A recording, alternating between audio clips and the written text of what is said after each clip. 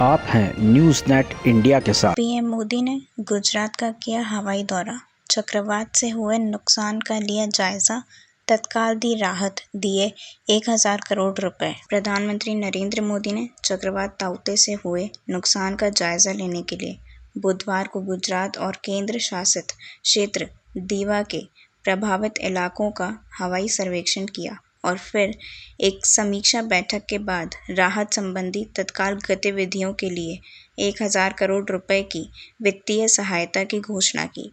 प्रधानमंत्री कार्यालय की ओर से जारी एक बयान के मुताबिक प्रधानमंत्री ने कहा कि ताउते चक्रवात से पैदा हुई परिस्थिति को देखते हुए केंद्र सरकार प्रभावित राज्यों के साथ मिलकर काम कर रही है। प्रधानमंत्री नरेंद्र मोदी ने चक्रवात ताउते से हुए नुकसान का जायजा लेने के लिए बुधवार को गुजरात और केंद्र शासित क्षेत्र दीव के प्रभावित इलाकों का हवाई सर्वेक्षण किया और फिर एक समीक्षा बैठक के बाद राहत संबंधी तत्काल गतिविधियों के लिए 1000 करोड़ रुपए की वित्तीय सहायता की घोषणा की और राज्य सरकारों द्वारा नुकसान का ब्यौरा भेजे जाने के बाद उन्हें भी तत्काल केंद्रीय सहायता मुहैया कराई जाएगी।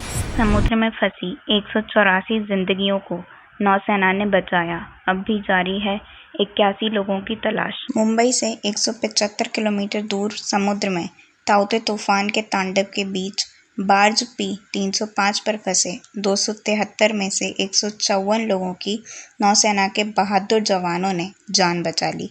इसके अलावा 22 लोगों के शव भी बरामद किए गए हैं, जबकि अभी भी 81 लोग लापता हैं, जिनकी तलाश जारी है। नेपाल में भूकंप, बिहार में भी महसूस किए गए झटके। काठमांडू, भारत के पड़ोसी देश नेपाल के पोखरा में सुबह सुबह भूकंप के झटके महसूस किए गए। रिक्टर स्केल पर भूकंप की तीव्रता 5.8 मापी गई।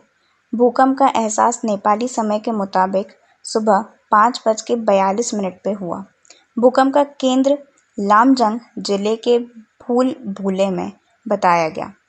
इस भूकंप के पड़ोसी राज्य बिहार में भी झटके महसूस किए गए। हालांकि भूकंप से किसी भी तरह के नुकसान की बात अब तक सामने नहीं आई है। बताया जाता है कि नेपाल में आए इस भूकंप का असर भारत के बिहार में भी महसूस किया गया। दरअसल बिहार की सीमा नेपाल से लगी हुई है। ऐसे में नेपाल में आने वाले भूकंप का असर बिहार में देखने को मिलता है। मिसेस श्रीलंका की प्रतियोगिता को लेकर बवाल मचा। मिसेस श्रीलंका की प्रतियोगिता को लेकर बवाल मच गया जब इसका ताज श्रीलंका की पुष्पिका डी सिल्वा को पहनाया गया। लेकिन इस बीच जजों में से एक महिला पीछे से आती हैं और इस पर आपत्ति जताती हैं, साथ ही जबरन ताज को उतारने की कोशिश करती हैं। ऐसे में ताज पहनाने वाली मिसेस वर्ल्ड कैरोलिन ज्यूरी इसे उतारती हैं। इस दौरान ताज पुष्पिका के बालों में उलझ जाता है, जिसे निकालने की कोशिश की जाती है। इसके बाद ताज निकालकर रनर अप को पहना दिया जाता है। पुष्पिका नाराज होकर वहां से चली जाती हैं। ताज निकालते वक्त उनके सिर पर चोट लग गई, जिसका इलाज किया। दरअसल यह पूरा ड्रामा गलत जानकारी होने की वजह से हुआ। नियम अनुसार शादीशुदा महिलाएं ही इस प्रतियोगिता में हिस्सा लेती हैं, लेकिन पुष्पिका डी सिल्वा के तलाकशुदा होने की बात पर उनका ताज जबरदस्ती छीन लिया गया, जबकि वह तलाकशुदा नहीं है, वह अपने पति से अलग रहती हैं। इस पर आयोजकों ने पुष्पिका से माफ़ी मांगी। अग्रेसिव स्ट्रैटेजी अपनाकर कोरोना को समाप्त करेंगे श्री चौहान। मुख्यमंत्री श्री शिवराज सिंह चौहान ने कहा है कि प्रदेश में कोरोना प्रकरणों में निरंतर गिरावट जारी है।